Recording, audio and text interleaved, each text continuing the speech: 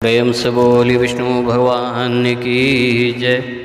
आइए सभी श्रोतागण इंदिरा एकादशी व्रत कथा का श्रवण करते हैं। धर्मराज युधिष्ठिर कहने लगे, हे भगवान, आश्विन कृष्ण एकादशी का क्या नाम है, इसकी विधि तथा फल क्या है, सो कृपया करके कहिए। भगवान श्री कृष्ण कहने लगे कि इस एकादशी का नाम इंदिरा एकादशी है। यह एकादशी पापों को नष्ट करने वाली तथा पितरों को अधोगति से मुक्ति देने वाली होती है। हे राजन, ध्यानपूर्वक इसकी कथा सुनो। इसके सुनने मात्र से ही वाजपेयी जग का फल मिलता है। प्राचीन काल में सतयुग के समय में महिष्मती नाम की एक नगरी थी। इंद्रसेन का नाम का एक प्रतापी राजा धर्मपूर्वक अपनी प्रजा का पालन करते हुए शासन करता था। वह राजा पुत्र, पौत्र और धन आदि से संपन्न और विष्णु का परम भक्त था। एक दिन जब राजा सुखपूर्वक अपनी सभा में बैठा था तो आकाश मार्ग से महर्षि नारद उतरकर उसकी सभा में आए। राजा उन्हें देखते ही हाथ जोड़कर खड़ा हो गया और विधि पूर्वक आसन और अर्घ्य दिया। सुख से बैठे मुनि ने राजा से पूछा कि हे राजन, आपके सातों अंग कुशल पूर्वक तो हैं, तुम्हारी बुद्धि धर्म में और तुम्हारा मन विष्णु भक्ति में तो रहता है। देवर्षि नारद की ऐसी बातें सुनकर राजा ने कहा, हे महर्षि, आपकी कृपा से मेरे राज्य में सब कुशल है तथा मेरे यहाँ यज्ञ कर्मादि सुकृत हो रहे हैं। आप कृपया करके अपने आगमन का कारण कहिए। तब ऋषि कहने लगे कि हे राजन, आप आश्चर्य देने वाले मेरे वचनों को सुनो। मैं एक समय ब्रह्मलोक से यमलोक को गया। वहाँ श्रद्धापूर्वक यमराज से पूजित होकर मैंने धर्मशील और सत्यवान धर्म राजा की प्रशंसा की। उसी यमराज की सभा में महान ज्ञानी और धर्मात्मा तुम्हारे पिता को एकादशी का व्रत भंग होने के कारण देखा।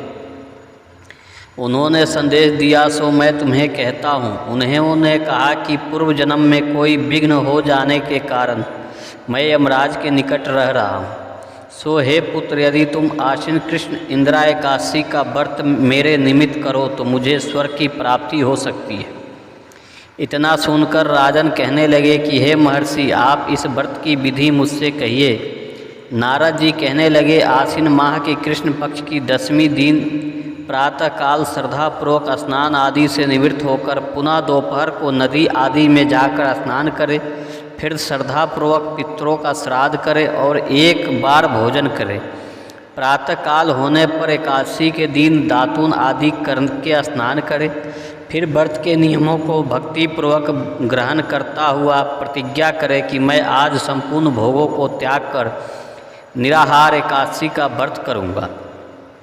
हे अच्युत, हे पुंडरीकाक्ष, मैं आपकी शरण हूँ, आप मेरी रक्षा कीजिए। इस प्रकार नियम पूर्वक शालिग्राम की मूर्ति के आगे विधि पूर्वक श्राद्ध श्रद्धा करके योग ब्राह्मण को फलाहार का भोजन कराए और दक्षिणा दे। पितरों को श्राद्ध से जो बचे जाए उसको सूंघकर गौ के दे तथा धूप दीप गंध पुष्प नैवेद्य आदि सब सामग्री से ऋषिकेश भगवान का पूजन करें।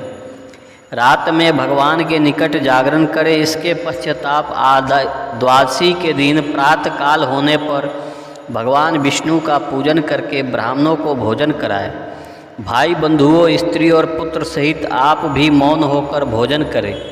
नारद जी कहने लगे, हे राजन, इस विधि से यदि तुम आलस्य रहित होकर इस एकादशी का व्रत करोगे तो तुम्हारे पिता अवश्य स्वर्ग लोक को जाएंगे। इतना कहकर नारद जी अंतर्ध्यान हो गए। नारद जी के कथा अनुसार राजा द्वार अपने बांधों तथा दासों सहित व्रत करने से आकाश से पुष्प वर्षा हुई और उस राजा का पिता गरुड़ पर चढ़कर विष्णु लोक को गए। राजा इंद्रसेन भी एकादशी के व्रत के प्रभाव से निष्कंठ राज्य करके अंत में अपने पुत्र को सिंहासन पर बैठाकर स्वर्ग लोक को गया। हे युधिष्ठिर, यह इंदिरा एकादशी को व्रत का महत्व मैंने तुमसे कहा। इसके पढ़ने और सुनने से मनुष्य सब पापों से छूट जाते हैं और सब प्रकार के भोग को भोग कर वैकुंठ को प्राप्त होते हैं। प्रेम से बोलिए विष्णु भगवान की जय।